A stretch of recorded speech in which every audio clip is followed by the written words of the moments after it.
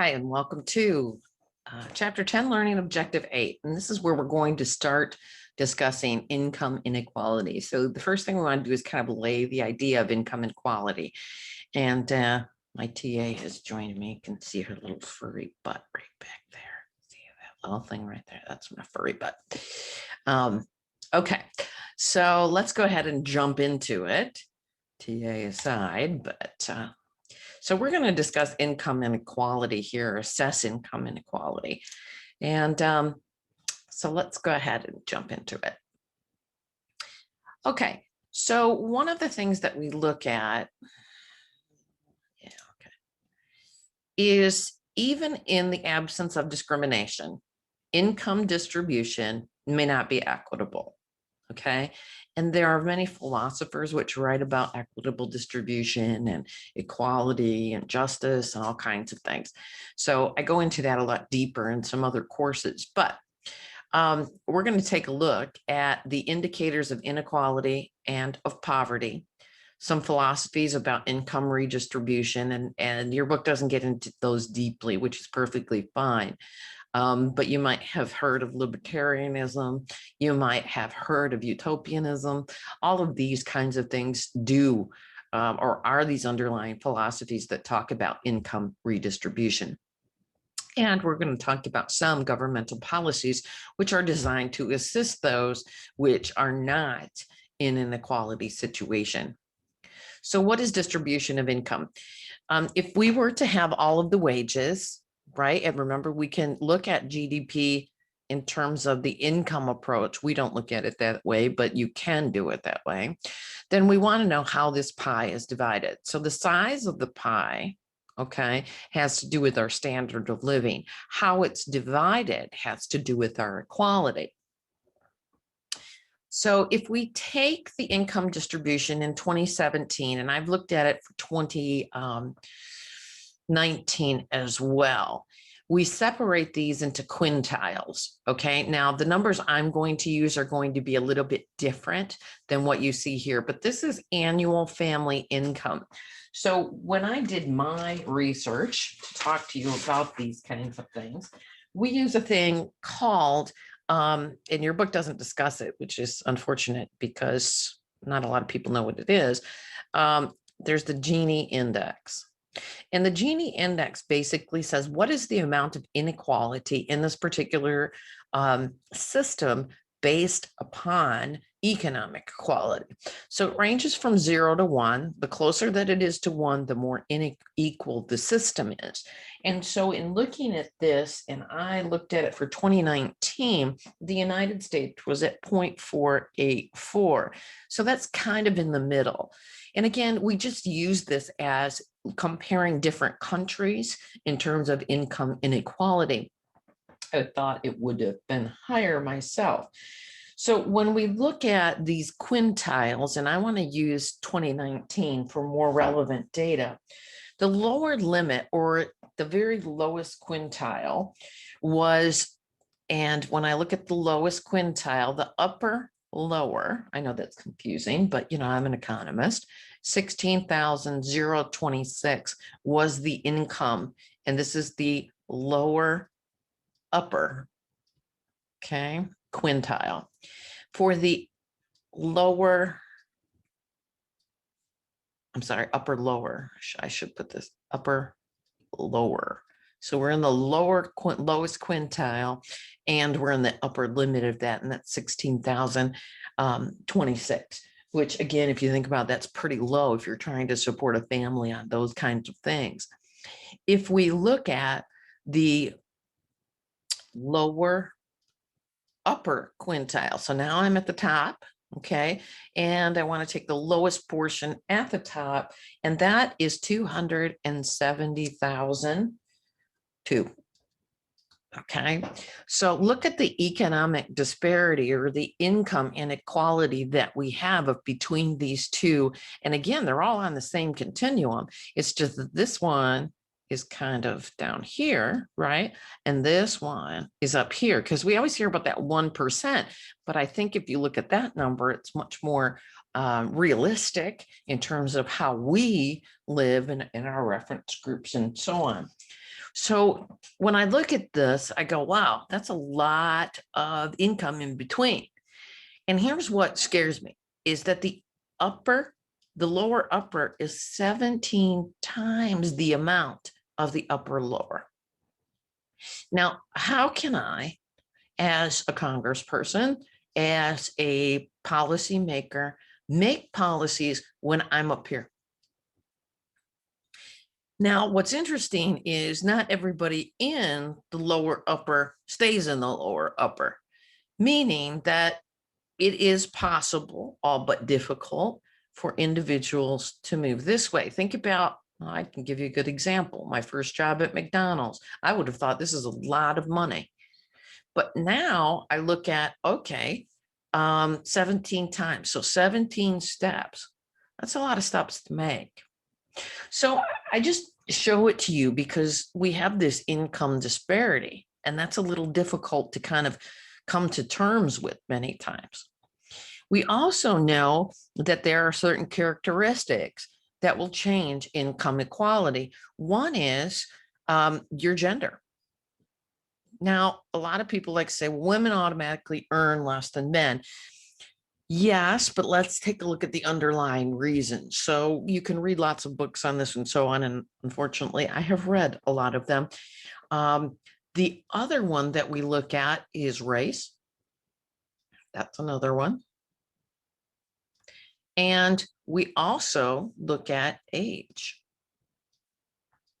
Because what we tend to see is, although white men might be at 53,512, we do know that as we look at age, that teens will tend to have a lower income. Their earning potential might come to a maximum at in their 30s to 40s. And then we know that declines in when they start reaching retirement and so on. But if you think about teens and so on, and individuals, teens having children, that's not very much income that you would be able to use to support that family or what have you.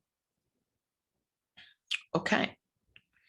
So when we talk about discrimination, again, we can discriminate based upon race, ethnicity, gender, or personal characteristics, and not every discriminating factor is part of a particular class.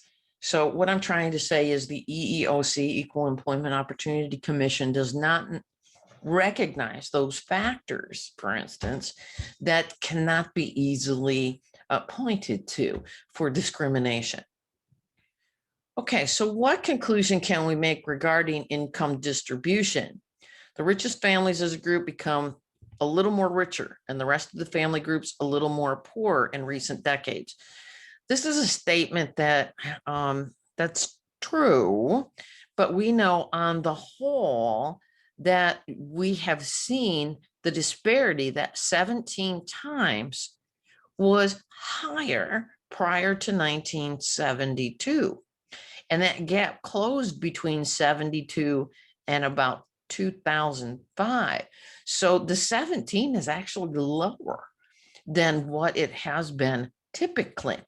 We've seen the income disparity from 2006 to the present start to go up. And I just gave you the statistic of 17. So I want to say that here in 72 to 75, it was less than the 17 times in the economic disparity, and 1972, it was greater than or equal to 17 times.